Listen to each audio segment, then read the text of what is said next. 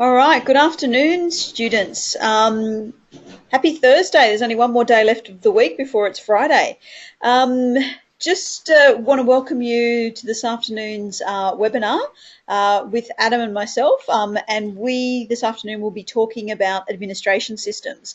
Now, this is actually the first webinar that we have on administration systems. And what we'll be looking at this afternoon is we will be looking at all three of the different sections of learning activities. So what we'll do is by the end of the session, you'll hopefully have enough information in this webinar to be able to complete the three learning activities that are associated with this, which is plan or review administration systems, implement new or modified administration systems, and then monitor administration systems, which means next week what we'll do is we will jump straight into reviewing those assessment tasks that you can currently see down the bottom. So I guess instead of having 3 weeks of 3 weeks of webinars dedicated to administration systems, we will probably have 2 weeks. So the first week learning activities, which is this afternoon, and then next week we'll carry on to the assessment process for administration systems.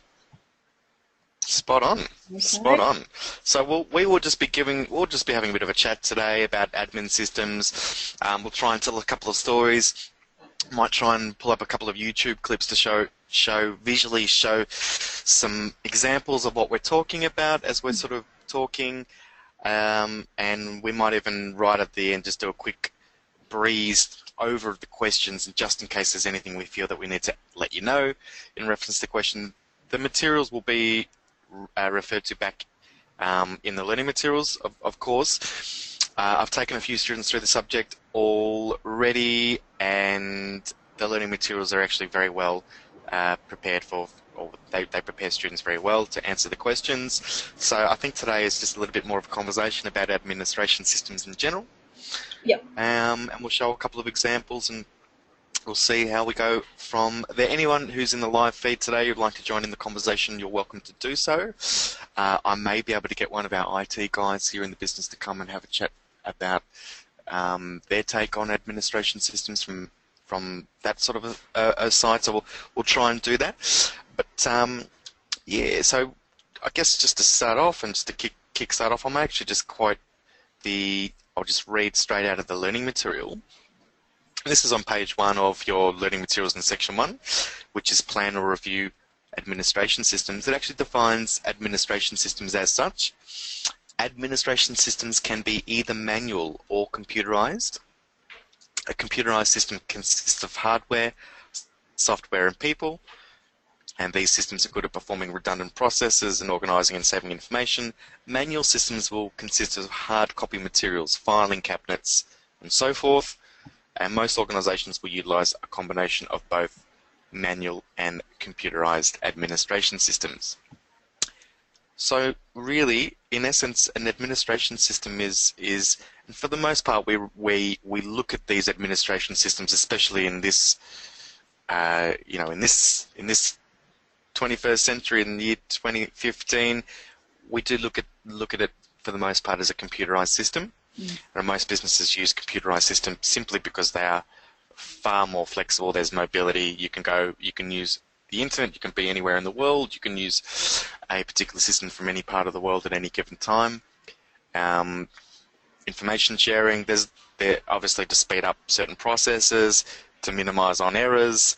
There's a million reasons why people use computer systems for their administration needs. Yep, absolutely. What are administration needs? It could be anything. I mean, your administration needs might be keeping information on all of your customers. So at some point in time, you might have had all of your customer names written down on a piece of paper. You might have customer cards, or you might have had the old filing cabinet where you had manila folders that were alphabetized, and you just kept your information on customers on hard copy, in paper form. Personnel files. Typically, yeah.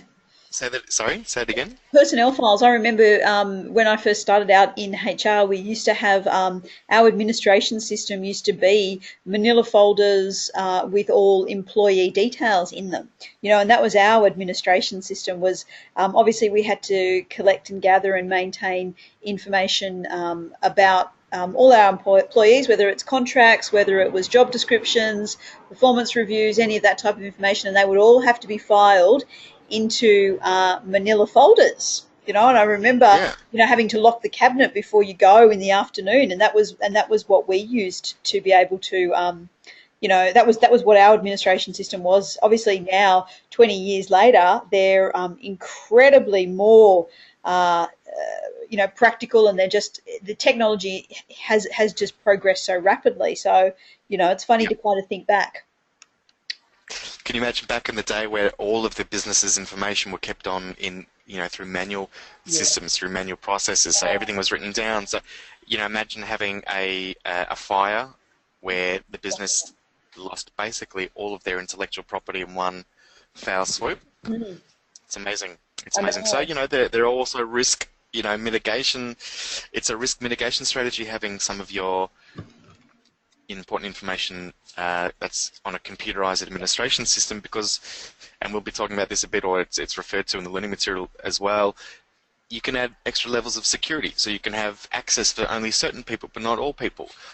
You can do things like backing up your information, your data. So companies make a habit of doing daily backup. So the last person to leave goes in and presses the backup button, and then it backs up all of the administration systems. So, administration systems are there to handle administration for the business. So whatever the business might do, it might have a different need or a different requirement. Almost all businesses need administration, or all businesses need administration systems, but almost all businesses will need something a little bit different, not something close, but not exactly the same as the next one. Yeah, absolutely. Most businesses will need things like financial management systems, so it might be a system to manage the accounts receivable, so money coming in, going out, invoices that have been paid, so on and so forth. The CRM, which is what the customer relationship management system, that usually just manages all of your customer interactions, things like that. And that's probably the most, I would say that's the customer relationship manager. So managing the interactions within your customers. That could be future customers as well. So you'll quite often put future customers into the system as people that you want to be doing business with, and you've got them there. You can keep things like, and it's really handy for, if imagine you work in sales and you've got hundreds of accounts on your system, computerized system, you can look them up in a directory and you find them. You can keep things like customer interaction notes there. So if I had a conversation with somebody in the business, I can say, I spoke to John and we talked about the new range of air conditioners and so on and so forth. I know the next time that I speak to John, I know exactly what we spoke about last time. I've got that information there. These are the systems that can hold all of that information. They can also, CRMs typically hold information about sales and marketing. So it might have all of your previous sales. It might have information about, your business as well. So where you are, contact information, and things like that. Mm. So Absolutely. And as you said, Adam, different organisations have different needs. And I think, depending on the organisation that you work for, there is always a need for some kind of administration system. And preferably now in this day and age, as you've mentioned, something around the software, something computerised is probably far more effective for those relatively larger organisations to be able to manage all of those processes, but from a system rather than like a computerized system rather than a human system. absolute. Yeah. Well, let's continue. I want to talk about some other, I guess, systems, other administration systems. Yeah. Something that I actually had an involvement on was helping to redesign the workflow management system in a particular business. So I'll actually explain the business. The organization, they used to do electricity and gas connections for people. And so what they would do is they would gather their leads. So they would gather, their sales leads or the people that they were selling to through real estate agents. So, you would go to a real estate agent and you would rent a property, and at the bottom of that rental property agreement with the agency, you would tick a box that would say, do you want this company to call you and take care of your connections for you, your electricity and gas connections? And so those that tick that box would get a phone call. So what would happen was the real estate agents would fax in, because they would get a commission for every time they would send in the lead to the business. That's how it worked. So they would fax in their the leads for the business, I guess, or people that have just rented a new property.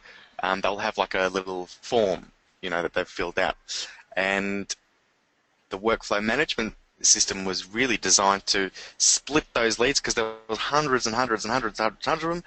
Split each of the leads and separate them so that that salesperson gets 5 people to call today. That salesperson over here, they get 6 people to call. This one here also gets 6 people to call, and you basically split up all of the work, which is why it's called workflow. It's referring to the flow of work. So it's basically how something comes in, how it's actually handled and dealt with, and then how it's shifted to the other side. So the workflow system that was in place had a lot of, I guess, flaws or issues, or there wasn't a lot that you could do with the information when you brought in a lead. You just had a lead, and you couldn't define it. You couldn't say that this one's urgent, or this one needs to be done by now, or this one's been here for 5 days, or this one's a double up from a previous, this is a customer that we've dealt with before. Every time a new lead came in, it came in like a brand new lead. So there was a lot of work that needed to happen on the workflow so that the company was managing its leads as well as it could, and was able to work as efficiently as possible. So getting splitting up the work evenly and doing things like that, and making sure that the urgent tasks get done at the time they're meant to get done, and things like that. So that's sort of another example of a typical administration system. Mm-hmm. You've also got, you might see the word, or the acronym ERP. ERP stands for Enterprise Resource Planning. It's another typical administration or business management system, or it's software, typically software. And it's designed also, these are all variations, workflows management system, customer relationship management, enterprise resource planning. They all are variations on the theme. They all tend to do similar things, whether it's, basically integrating all of a business's activities, whether it's their marketing and sales activities, whether it's their inventory management. So at any given point, we can see how many of things that we've got in stock. Imagine calling up and asking a company if they've got something in stock. What they're actually doing when you're asking if they've got something in stock is they're actually going on to their own internal administration systems or inventory management system. That's another version of an admin system. And typing in the product that you're asking and having a look, and the computer says, yes, we have 3 on the shelf. And so that's a perfect another example of an administration system. What we might do is, I've got a couple of YouTube clips here, and you've got a few things as well. I think what we might do is try and make some of these a little bit visual, so to speak. All right. And then we can have a bit of a chat and take you through some of the questions really quickly as well. Do you want? I'll change you to the presenter then, Adam. Yeah, that'd be great. Yeah, unless you want to show something before we do. No, you can do your your YouTube clips around yours. Yeah, that's good. Okay, so I've got, I don't know if you can see what I'm looking at here. I've got plenty of different things. I'm not sure what you can see and what you can't. Yep, I can see the YouTube. Can you see? Yep, we can see YouTube. What is a CRM? Okay, so I'm going to play this. Just tell me if you can hear this, okay? Is that audible? I can't hear anything, no. I can hear it now. Oh, you can hear it? Okay.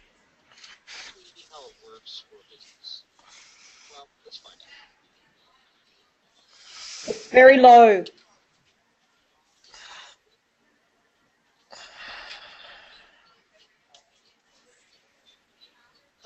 Relationship management is a business strategy with a focus on meeting the needs of your customer. It does this by utilizing advanced technologies to organize, automate, and integrate the marketing, sales, and customer service components of your your business. Let me show you how it works. Sorry, is that audible at all? It's Or is very, this not really working? very, very, very low, Adam. It's very difficult to hear, unfortunately. Okay, what a bummer. What a bummer. So we're not going to be able to really use that in that case. Oh, that's a real bummer because I've got heaps of clips lined up here to show you guys. I'm just going to... Have you got your earphones in? Yes. Maybe just I wonder if you take your earphones out. I don't know if we might be able to, I don't know. Well, I can't. I'm in an open plan office right now, so it's probably not ideal. That's okay. I might just leave things playing in the background so that there's still some visualizations Sure. there. Yep. Now, okay. Okay, so let's continue. I might actually just sort of continue on with regards to the project that I was involved in. The business, as I mentioned, I was sort of in charge with, helping the business to put a new workflow management system in. Now, the way that you typically do that is, and again, it's a similar sort of concept or similar sort of theme that we've had in many other sort of subjects. It's about involving all members of an organisation into the process. So my job was actually to run workshops. So what I did was there was probably about 150 people that worked in that particular business. My job was to schedule workshops with approximately 10 or 11 people in a group at a time, small enough group that people had the ability to be heard, so to speak, but enough people to engage an actual conversation, as it were. So a small focus group is what we call. So I ran these focus groups and really gave everybody in the business an opportunity to explain some of their frustrations with the current administration system that they were using. So, everybody was using it for different purposes. Some people were using it to look up customer information. Some people were using it to process sales. Some people were using it to run reports.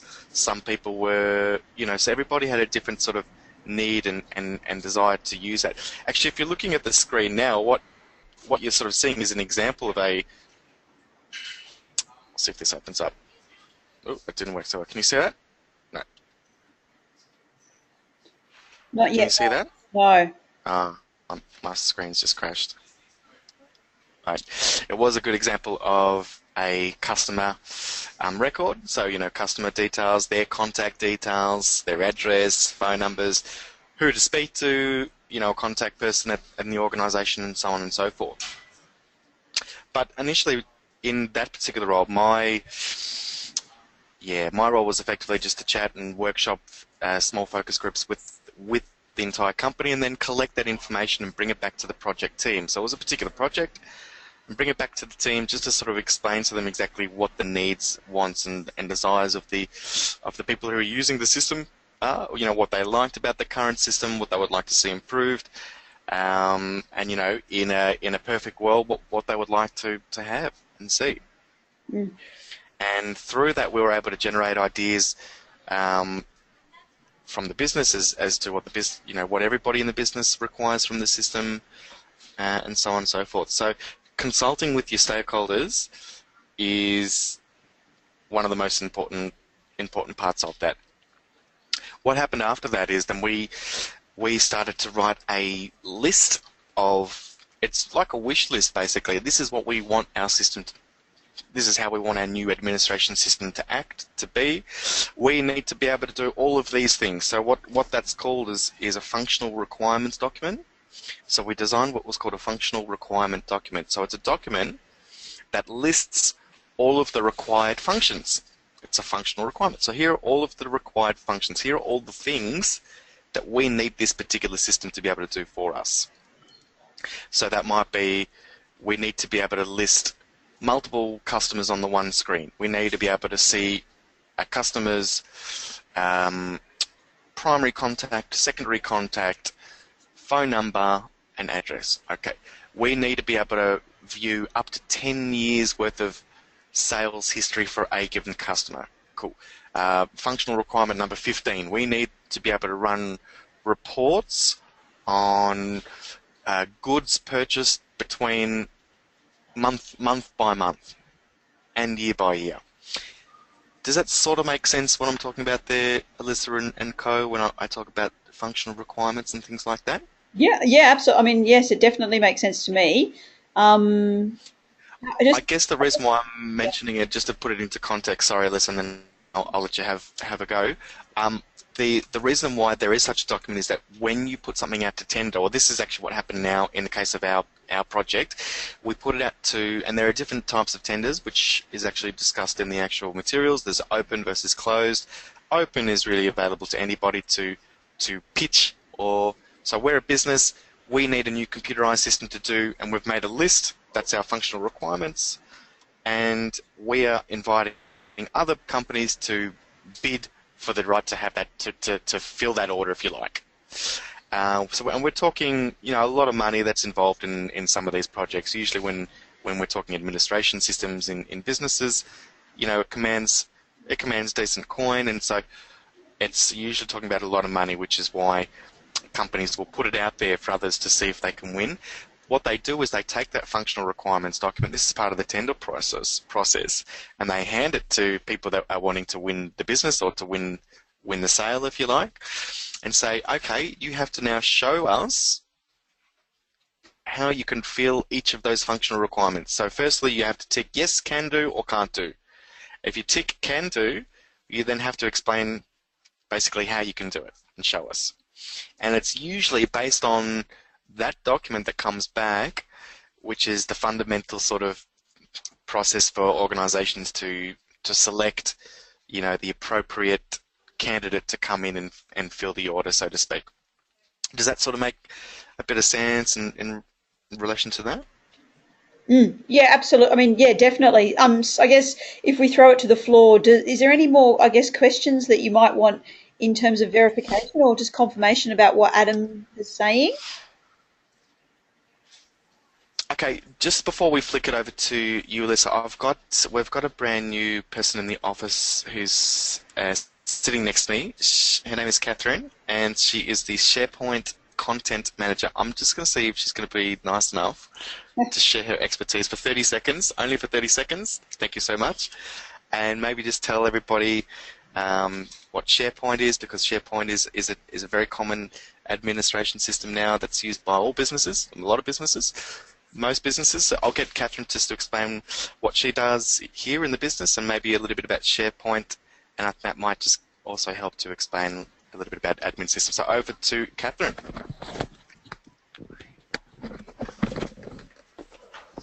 Hi. Hi, Catherine. Can you hear me? Yes, I can hear you. Hi. Oh, good.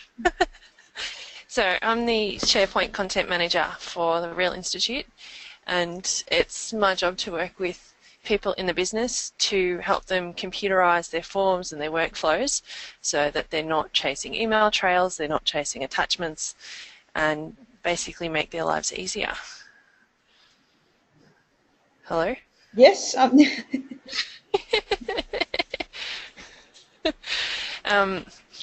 Before that, I worked for a company, and we implemented a new system for Cadbury fundraising.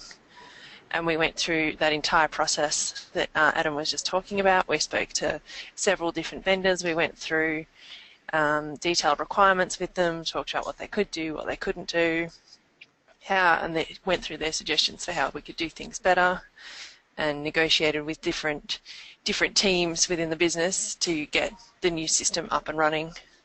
And it helps the fundraising consultants for the Cadbury business manage all of their customers, their order history, their payment details, and it lets them keep notes on their own customers. So, if someone's particularly nasty on the phone, they keep notes on what the customers are like, who they deal with, if they pay late, all of that sort of detail. Does anyone have any questions? No, that sounds good. Does anybody in the audience have any questions? I think we're sure. Good. No worries. Thank you. Adam just suggested I explain a bit more about what SharePoint actually is. It's a At the moment, it's very fashionable in businesses. A lot of businesses are using SharePoint. It's a Microsoft product, and it integrates at the moment very neatly with all the Office products, so that you can create a Word document, store it on your SharePoint site that is sitting up in the cloud, and then you can access it anywhere on any device at any time. And you can also set up the workflows that Adam was talking about before, so that I can complete a form, it can go off to finance, it can go off to marketing, and it helps streamline the process, and it keeps track of who's approved what at what time. So it's very easy for your audit trail to see what's happening. Is that enough? Excellent. All right, I'll hand back over to Adam if there are no other questions. Thank you very much. No worries. Thank you so very, very kindly, Catherine. Much, much appreciated. Cheers for your time. Thank you. And I guess I guess as Catherine was really mentioning, Adam, I guess it's really the whole kind of concept of these administration systems is not just simply about like finding a system. There is a real process and there's a real strategy behind the type of system that you use, a real strategy behind, determining what the benefits of the system will be, the implementation of the system, seeing if the system meets the requirements. So it is actually quite a big, it is quite a big task when you are looking at the introduction of these administration systems, and it obviously helps the business. And as she mentioned, it streamlines everything, especially with things like SharePoint. Yeah, absolutely. I mean, it's sort of hard. It's one of these topics that's hard to talk about because there's not one thing, one size that fits all, so to speak. Yeah. Every single business is kind of unique in its own right. Everybody's selling something different. Everybody works in a different industry. Yeah. Everybody has different, workflows. So when we say workflow, would they have a different process about the way they order? They have different touch points where different things need to be acted on, interacted with, touched, not touched, those sorts of things. So it's very, very difficult to have a one-size-fits-all and it doesn't happen, which is exactly why we talk a little bit about the tender process and obtaining quotations and things like that, because it's actually an incredibly important part of getting your administration systems right in your business.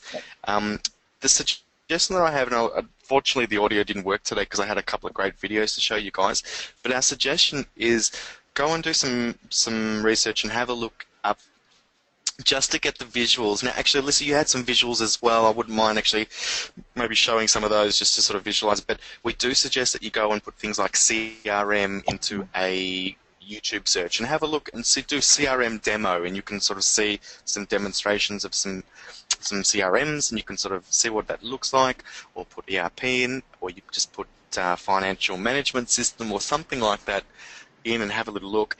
There's lots of things out there, but the interesting thing that you find is that when you're actually scouring the environment or the external environment for information about these systems, is that everybody talks about these systems in very, very generic terms. They're using sort of language that's very, very generic. It doesn't really say anything. It's one of those sorts of things.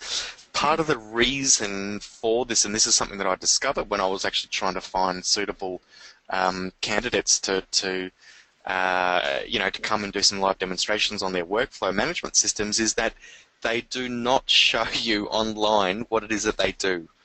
And it's a sales technique, it's a sales thing, because they do not want to have live demonstrations. They do not want to show their product because their product is their intellectual property.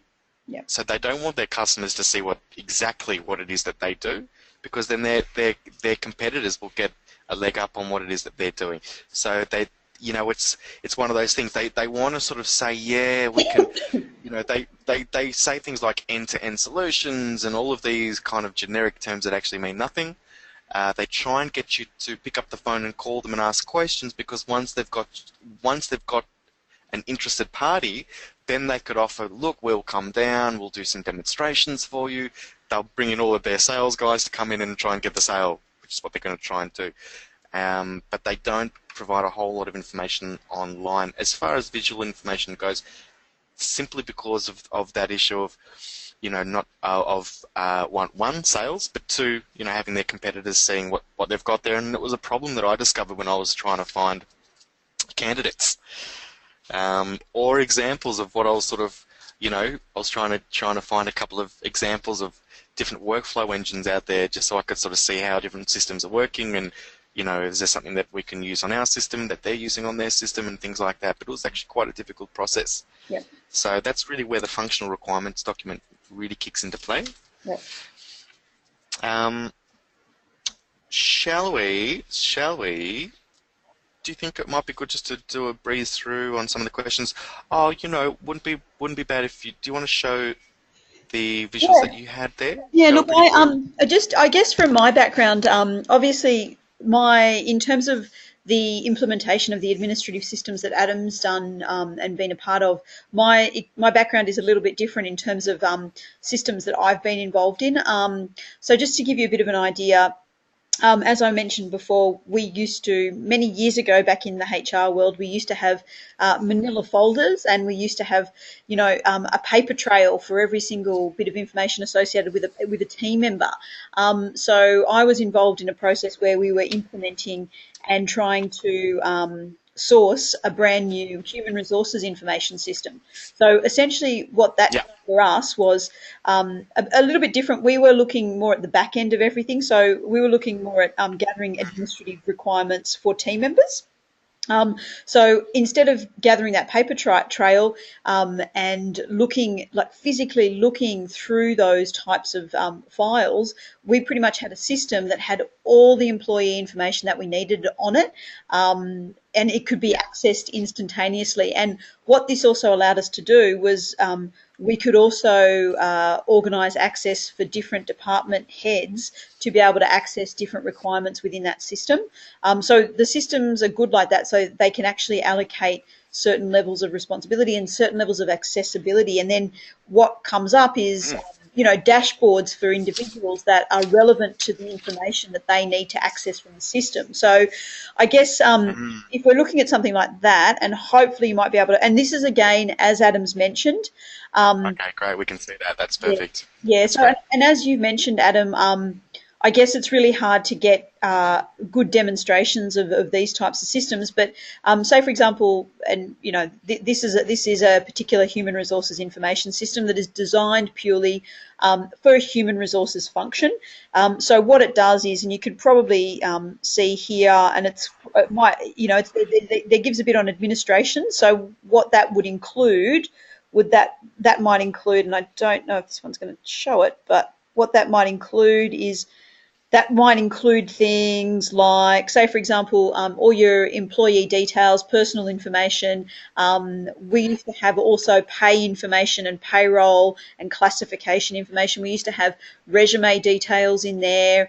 Being responsible for the training function in that organisation as well. I used to use the training element of the actual HRIS system, so I could set up a process where I could identify who was trained in what particular areas or what particular qualifications. The qualifications would all be uploaded into the system. Certain competencies required for each job were also identified, so I knew exactly who could perform what tasks. So for me, that system really tracked all of that, and it is quite a simplified process. I mean, instead of having everything documented and having to find and wade through information, these types of systems can produce reports based on the data that you put into it.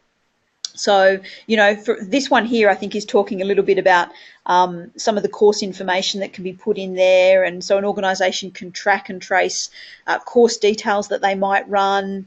I think this one's gone into things like actual travelling hours and actual work hours that were lost during training. So they can then therefore allocate funds and know how much training has actually cost the department, which I think is an interesting element. And as I pulled up before here, you have a list of all the different type of qualifications or the different type of training events, the dates that these were run on, who attended what training events.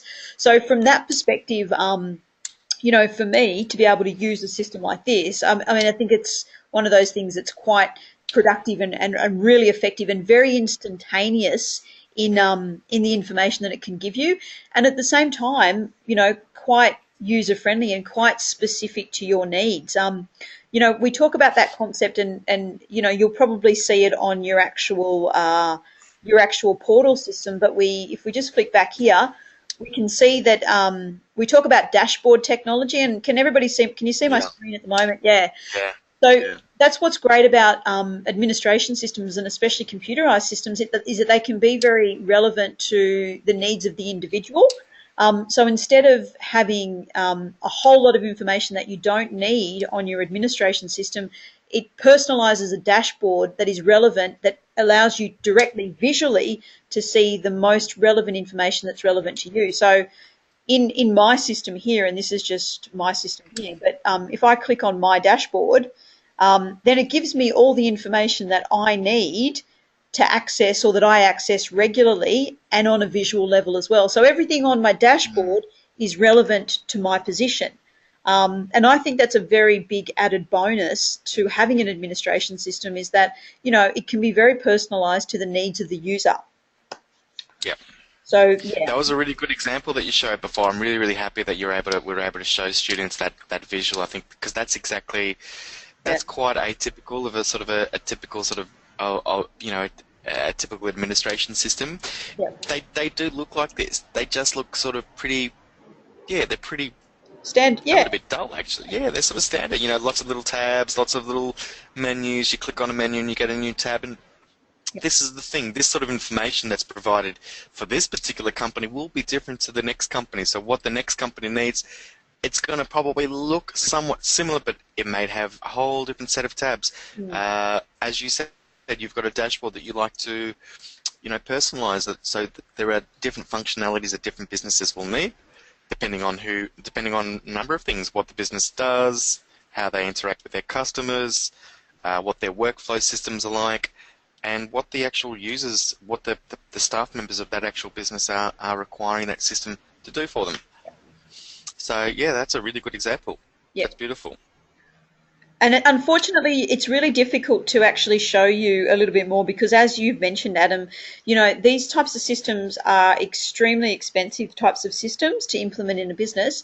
And, it's very competitive market out there. So what one system does, another system might not do. So the more information they share in a public arena like the internet, I think the less competition, they're less competitive. So it is very difficult to get some good, strong examples. So I could not even, get to request a demo for a lot of these workflow engines or CRMs or any administration system. When you're requesting a demo, you are basically giving them all of your contact details. You're saying, call me and, give me your best sales pitch is what you're saying. Yeah. They have all of these videos. They have they've got everything they need. They don't want to give it to their competitors. They want to try and win business, your business, and so that's why they sort of do it that way. It's a tough thing to try and do research on, because it's one of those things where you almost have to speak to other people in your industry and ask them, what systems do you use? Have a look and see what are the sort of typical systems that are used in a particular industry. And typically there are sort of standardized systems that are used in certain industries, simply because they are the ones that tend to work best for those industries, because they can take care of the functions that those sorts of businesses need. Those sorts of businesses may need similar sort of functionality. So, you speak to other people in your industry to get a bit of info. Yeah, absolutely. Absolutely. Let's go through the questions, because there's a couple of little oddities that pop up, and I think it's only in reference to what the questions are. So maybe we'll just whip through some of these questions. And if anyone in the live feed wants to ask any questions or join in the conversation, in fact, anybody that's listening in would like to share any experience that they've had in business with using different systems or places that they've worked, and just explain some of the systems that they have to use, we'd love to hear that too. Okay, so this is the first set. All right. Oh. Okay. All your answers are in there. That's good. I know. We best delete those, because. You know what's funny? There's somebody that's working on our team now that we had a bit of an issue where sometimes the system was timing out on students and not saving their answers like that. We fixed that about an hour ago, And guess what? All of your answers at work are saved. Great. All right. It's working perfectly. It's working beautifully. All right. Yes. Now, I guess if we wanted to just have a quick look through these first set of 6 questions, and I think in the discussion that we've probably had, I mean, I think that very first question, what are administration systems and for what purposes might an organisation use an administration system? I mean, I think, Adam, I would feel confident that the guys should be able to answer both of those questions with the help of the webinar and the resource material. And I was basically just reading straight off the resource material, guys. So I want to see the word manual and computerized in there because it's actually needing to cover both. And however you explain it is absolutely fine from there. Yep. Lovely, cool. And then I think we go down to question 3 that says, what questions can an organisation ask itself to establish the best administration system for its purpose? Now this is sort of similar to the way, what I was talking about that was actually my job. What questions can an organisation ask itself? So my job was to ask the organisation all of those questions. I was running all those small focus groups and I was trying to get that information out of the business so that I was able to establish what the best system it is. So part of the things that I was asking, it sounds really dumb, but I was asking, what is it that you use the system for right now? Yep. It sounds really dumb, doesn't it? What do you use the system for now? Even like how much money, how much money do I have to spend? I mean, like even that's something, that's another big thing. I mean, if you haven't really got the funds, you really have to, like, because with systems like this, they can kind of, there's a broad variation of price points. So you need to really know how much you're able to spend on something like this. Yep. Okay. When do you need to have the system done by? When do you need to have training organised for the new system? How much is it going to cost to have additional maintenance and support? Because remember, if they're highly technical systems, and our businesses are, I've seen businesses fall to their knees when their computer systems break down, and it happens all the time. So, I guess, yeah. Yeah. So, I'm sorry, I lost my little train of thought. No, but all those different types of things that you've mentioned are really important questions to ask when you're considering it. Like if you don't have that support system in place, or if you don't have a backup plan, or what happens if there is a system failure. I mean, those are questions that you need to ask before deciding which is the best system for you. Definitely. Absolutely. Yeah, definitely. Now, different businesses, they have different models. So some models will say, you know what, we'll give you the system quite cheap, but then the ongoing support's expensive. And some sort of say, look, our systems are quite expensive to implement. They are very, very they can be maintained by yourselves. We've designed them, and so once we feed them into, there's very little that you'll need to touch base with us. Some will say, we'll give you 500 hours of support included with that. This is how much it costs to get any technical support or maintenance after that. And yeah, so it certainly is an important thing to be aware of, and questions that you want to be asking in relation to that previous question.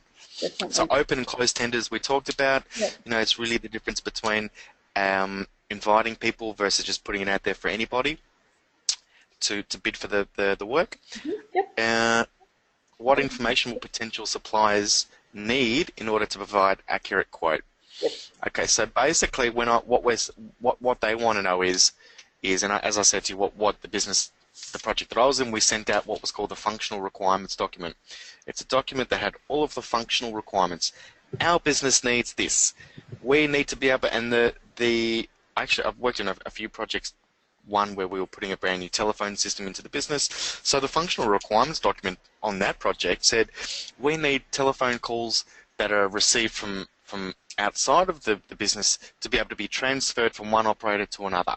Inter-department transfers. It sounds really dumb, but it's a really basic functional requirement. That's an example of a functional requirement.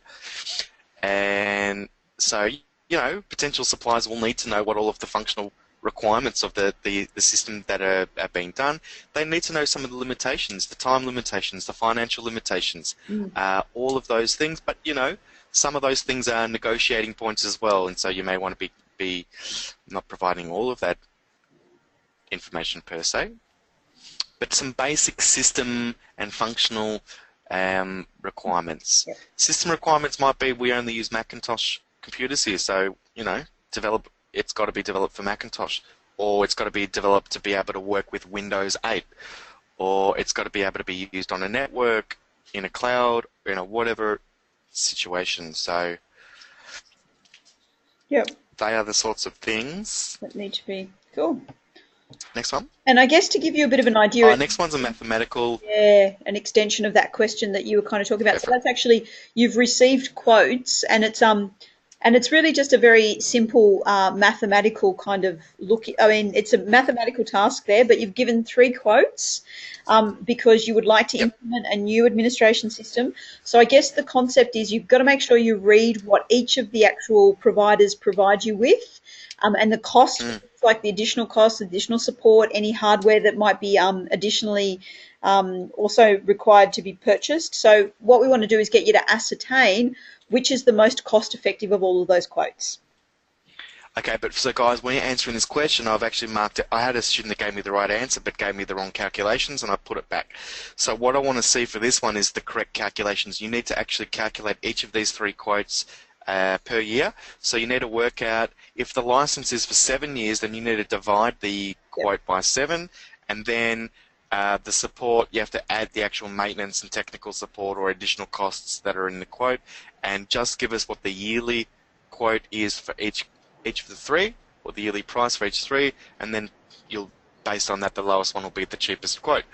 You'll need to show your workings though. If you don't show the costings, the yearly costings for each, then yeah, because we need you to be able to understand how different, because as I mentioned earlier, some people have different models. Some have a model of, you know what, we'll get the product in there nice and cheap, and then we will absolutely sting them for all of the support, which we know they're going to need.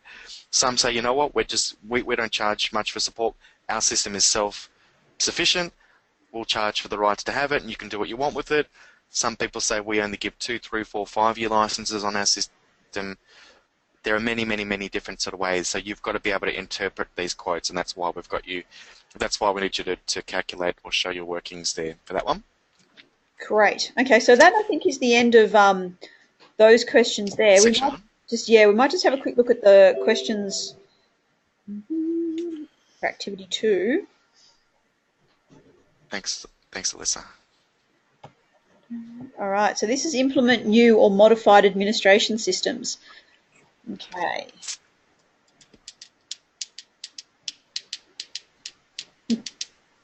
Oh! Yeah. Ooh. I know. Hello. It's saved all your answers. See, how about that? We're fixing things. We're Okay. continually monitoring and making modifications on our own administration systems. Now, guys, I know you sort of pointed out the dashboard before there, Alyssa, but really, here we are all using a perfect example of an administration system. This is what's called a learner management system. Absolutely. The system that we all use. Me as a trainer, you guys as students, we are all using this system called a learning management or a learner management system. This system that we use is just as a beautiful example of an administration system. Mm. So imagine before we started using this system, what we would have all done is we would have sat around together and we would have worked out what are the functional requirements that we need this system to. Well, we need students to be able to submit work, we need them to be able to answer questions, we need them to be able to review and resubmit questions, we need teachers to be able to leave feedback against questions, to be able to grade things, change the grades, add things, remove. These list of things that we needed were the functional requirements. We would then send that document that had all of the functional requirements to potential businesses that may be able to win the right to provide that system for us, or to provide a quote. And yeah, I just thought it was just a good little segue. Yeah, because you're actually using an administration system as we talk. Yeah. So now the second part, or section 2, talks about implementing. So putting in new systems. Now with the implementation, we talk about action plans, we talk about involving and encouraging staff participation. It all relates to the learning materials, guys, and these questions are similar themed questions to what you've had before, and it doesn't change. When we're talking about continual improvement, when we're talking about project teams, whatever the case might be, there are great benefits in involving and encouraging participation in that. So, you'll be right to answer those questions. I'll get you to scroll down then to question 3. Yep, absolutely. The purpose of a budget. Okay, so budgets. Yeah. Let's continue. Next one. Okay, great. All right. Let me just pop these on. So all the learning materials will show these guys, but again, these are variations on a theme for things that you've done in project management or, yeah. Wow, those responses really did save. All right. Okay. So the last couple of questions here. So You're not allowed to use the list as answers. Okay, cool. I don't. That's okay. What are the benefits of implementing well-designed procedures? Okay, so this is just really talking about the benefits of, give us some of the benefits of implementing well-designed procedures. Yep. And again, there's not much to say about this. It's in the learning materials, so have a look through that. We've started to contextualize it a little bit now for you. Let's go to question 5. I think 6 and 7 are the things I wanted to talk about on this one, so let's move on. So what Training needs analysis. Yeah. Don't worry about that one. We've already dealt with that before. All right. So the next one is create the following for an area you are interested in: a preventative plan or measure. Okay. Delete. Thank you. So question number 6 and question number 7 actually ask you to consider. I think question 6 is, and again, this is relevant to the implementation of an administration system as well. So when I'm kind of looking at this question, and Adam, you can kind of agree with me or not, but what I'm doing is I'm actually looking for you to think of something that might happen with an area of your administration system, and I guess what your preventative action or your contingency plan is if that does actually occur. So what preventative plan do you have in place to be able to action in the event that something happens when you are implementing an administration system? That's kind of my take on this question. That's exactly what it is. Yep. We want you to, what we're using admin systems for. We're using them for just about everything. Yep. So come up with some. Now these are mitigation strategies. These are preventative strategies. This is a strategy that you're going to put in place before there's been a problem. There's no problem. We're just putting these strategies in place in case. The next question. Yeah. The next question actually presumes that you've got a problem. Yep. And says, you can't use your, I'm not sure what the wording is, but, okay, so an interim plan. Interim plan, yeah. So I guess that's, yeah. Yeah, so what we're saying here is, okay, so something has gone wrong now. Give us an example of something that you will do knowing that it's gone wrong. So the preventative plans are to hopefully prevent it going wrong. Yep. Question 7 saying, okay, something's gone wrong now. All of your computer systems are down. Yep. You can't pull up customer details, you can't pull up invoices, you can't look and search for customer records, you can't find phone numbers, you can't do anything. What are you going to do until we fix this? There might be a virus on your computer or whatever it might be. What are we going to do in the meantime? What are you going to tell your staff members, your company, what are you going to tell your guys to do whilst some of your administration systems are down? So just provide an example. So if you want to provide an example of what to do for a financial management system or a customer relationship system, that's fine. Just an example of what to do if one of your admin systems goes down. So when you put your answer in, if it's clean and clear to us, we know what your admin system is, and that's fine.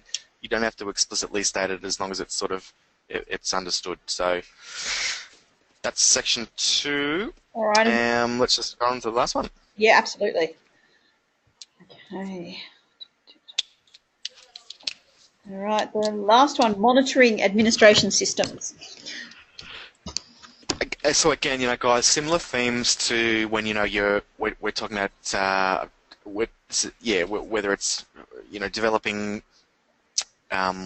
workforces that are learning organisations. We've talked about monitoring staff performance, managing performance managing people, things like that, monitoring, evaluating, all of those sorts of concepts.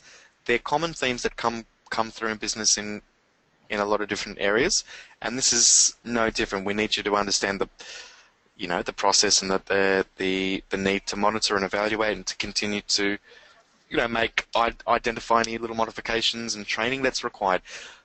More often than not, when you bring these sort of systems into a business, it's not until you're using it every second, every minute, every day, and have had every single possible example or situation thrown at you till you realize if there's any little changes that you need to make or things like that. So it's important to know that just because you've just installed a brand new computer system into the business, that's not the end. At the end, there's a continual process of making sure that it's still relevant and it's up to date, and that all of your staff members are able to use it properly, and that they know how to use it properly, and that they've got, maybe they've got their correct training, or if maybe it'll help by monitoring. You can identify any training gaps. So these guys didn't really get shown how to process invoices. Let's show them how to do that again, or maybe let's review our training on that, whatever it might be. Yep. When might changes to administration system be required or warranted? Yep. We've had this similar sort of question with other subjects before. I think we talked about when would changes to a staff recruitment policy be required or warranted. Yep. So, not too dissimilar to that sort of a question, really, is it? Yeah, no, absolutely. And there are definitely, and I guess this is something that we have talked about previously in other units and other webinars as well. I mean, whenever there is a change, what kind of changes do affect a process? Think about some of the other things that we've talked about and some of the other changes that might take place externally from the business or internally in the business. Yep. I guess what they do and what those actual changes might be that actually do affect an administration system. Just to kind of give an example. I'll give you. Yeah. Oh, yeah, go for it. Yeah, Perfect. No, I was.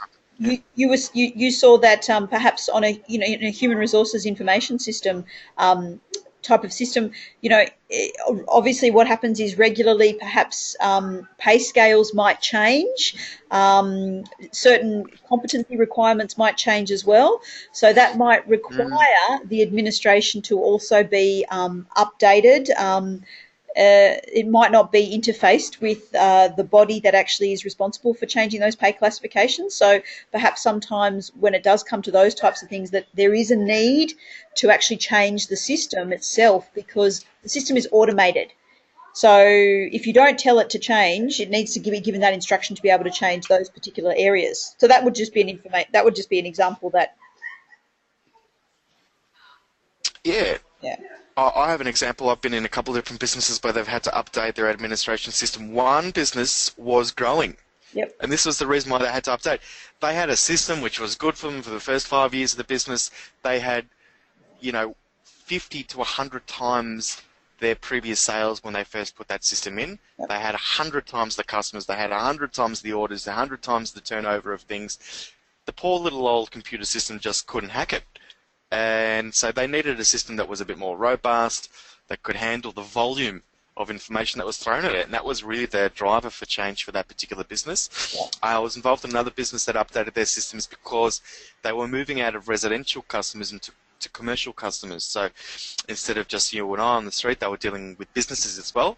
And they discovered that the businesses had there was a different sale process for handling and dealing with it was a longer cycle, a longer sales cycle on the commercial side of the business. It required different things, or different administrative things, or a different administration system to be able to handle the corporate customers versus the way they were previously handling their residential customers. Make sense? Yep. Cool. Lots of different reasons. Yes. Anyway, how many do you want to see for question 2? Maybe 3? 3 points? Yeah. Love it. Yeah, 3 points. Good. All right. Question 3. All right. Why is it advisable to notify users of modifications to a system in writing? All right. I guess from this perspective, I guess this is this would be, to my understanding, anything that is changed to anything that is modified in a system. I guess there's two elements there. Like, why is it important to advise users of any changes that might happen to within a system? But more so, why is it important to do it in writing? Yeah. So why do we need to make sure that we notify these guys or notify our users if there has been changes to a system in writing? Why do we want to make sure it's in writing? Yeah. I think I that's think it's so, yeah, yeah, that's pretty straightforward. Let's move to the next one. sure.